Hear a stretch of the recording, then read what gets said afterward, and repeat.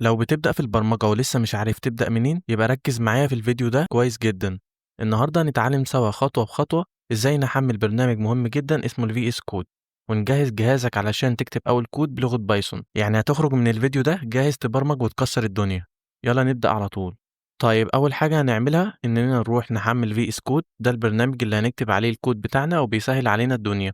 افتح المتصفح وروح على الموقع ده. أول ما تدخل هتدوس على داونلود فور ويندوز، دوس عليه وهيبدأ يتحمل معاك ملف التثبيت. بعد ما ينزل دوس دبل كليك وهتبدأ خطوات التثبيت. دوس نيكست ووافق على الشروط، سيب الإعدادات زي ما هي، بعد كده دوس انستول. استنى شوية وهتلاقيه بيخلص، وفي الآخر دوس فينيش.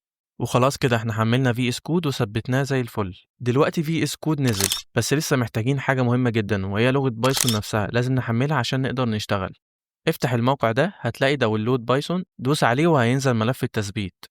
افتح الملف وخلي بالك هنا في نقطة مهمة جدا، لازم تعلم على الاختيار ده اللي هو add python to path.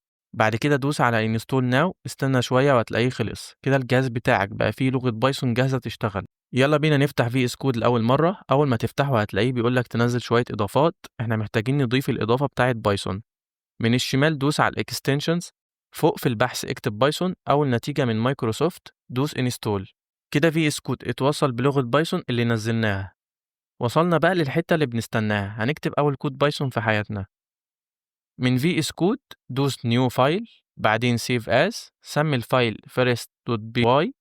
مهم جدا الامتداد يبقى .py. اكتب الكود ده print hello world.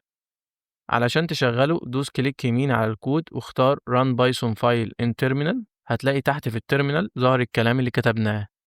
مبروك عليك، كده انت كتبت وشغلت أول كود بايثون ليك بإيدك.